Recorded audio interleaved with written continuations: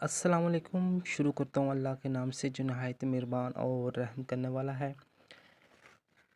سوال نمبر 5، اقسام کتب حدیث میں جامعہ پر تفصیل سے نوٹ لکھیں۔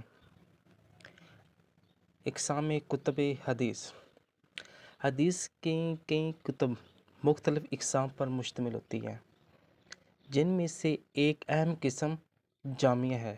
جامعہ حدیث کی وہ کتاب ہے جس میں زندگی کے تمام اہم شعبوں اور دینی موضوعات کو حدیث کے ذریعے واضح کیا گیا ہے۔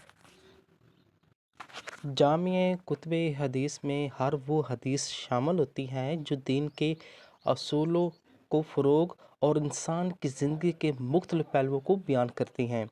اگر ہم بات کریں جامعہ کی تعریف کی، علماء حدیث کے نزدیک جامعہ وہ کتاب ہے جو کم از کم 8 مختلف موضوعات پر مشتمل ہو، جنہیں دین اور دنیا کے تمام امور کا احاطہ کرنے کے لیے ضروری سمجھا جاتا ہو۔ ان موضوعات کو درج ذیل انداز میں تقسیم کیا جا سکتا ہے۔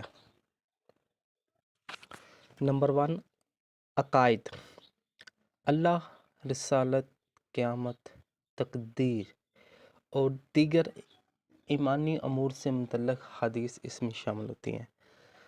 نمبر 2 پہ آتا ہے احکام، عبادات جیسا کہ نماز، روزہ، زکوٰۃ، حج وغیرہ اور معاملات سے متعلق حدیث احکام میں شامل ہیں۔ چوتھا پوائنٹ ہے سیرت و معنی، نبی اکرم صلی اللہ علیہ وسلم کی زندگی کے حالات اور غزوات سے متعلق حدیث کا احاطہ کیا جاتا ہے اس میں۔ نمبر 4 پہ ہے آداب، اخلاقیات، معاشرت اور انفرادی و اجتماعی زندگی کے اصول اس میں شامل ہیں۔ 5واں ادھر پوائنٹ آتا ہے ہمارے پاس فتن اور قیامت، فتنوں اور قیامت کی نشانیاں اس میں شمار کی جاتی ہیں۔ 7واں پوائنٹ ادھر آتا ہے تاریخ انبیاء، صحابہ کرام اور امت کی دیگر اہم واقعات اس میں شامل ہوتے ہیں۔ نمبر 8 پہ آتا ہے تفسیر، قرآن مجید کی آیات کی وضاحت پر مشتمل حدیث وغیرہ اس میں شامل ہوتی ہیں۔ جامعہ کتب حدیث کی خصوصیات درج ذیل ہیں، جن میں سے پہلی ہے جامعیت، یہ کتب زندگی کے تمام پہلوؤں کا احاطہ کرتی ہے، چاہے وہ دینی ہوں یا دنیاوی۔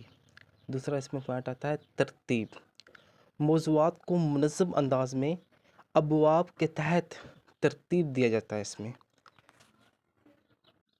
تیسرا اس میں پوائنٹ آتا ہے مستند مواد، جامعہ میں شامل حدیث کی صحت کا خصوصی خیال رکھا جاتا ہے تاکہ صحیح حدیث کو جامع کیا جا سکے۔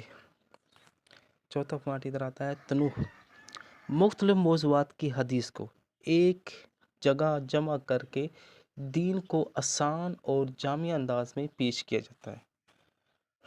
مشہور جامع کتب حدیث، جامع کتب حدیث کی کئی اہم مثالیں موجود ہیں جنہوں نے اسلامی تاریخ میں علم حدیث کی حفاظت اور فروغ میں نمایاں کردار ادا کیا ہے، جن میں سب سے پہلے آتے ہیں صحیح بخاری۔ امام محمد بن اسماعیل بخاری کی تصنیف کردہ یہ کتاب حدیث کی سب سے معتبر کتابوں میں شمار ہوتی ہے۔ اس میں دین کے تمام اہم موضوعات کو شامل کیا جاتا ہے۔ دوسرا اس میں پوائنٹ آتا ہے صحیح مسلم، امام مسلم بن حجاج کی یہ کتاب بھی جامع ہے، جس میں حدیث کو موضوعاتی ترتیب سے پیش کیا گیا ہے۔ جامع ترمذی، امام ترمذی کی یہ تصنیف ایک مکمل جامعہ ہے جس میں حدیث کے ساتھ ساتھ ان کی اسناد اور ان کے فقہی پہلوؤں پر بھی روشنی ڈالی جاتی ہے۔ جامع کتب کی اہمیت، جامع کتب حدیث کا مقصد دین کی تمام ضروری معلومات کو حدیث کی روشنی میں جمع کرنا تاکہ ایک مسلمان اپنی زندگی کے ہر پہلوؤں میں ان سے رہنمائی حاصل کر سکیں۔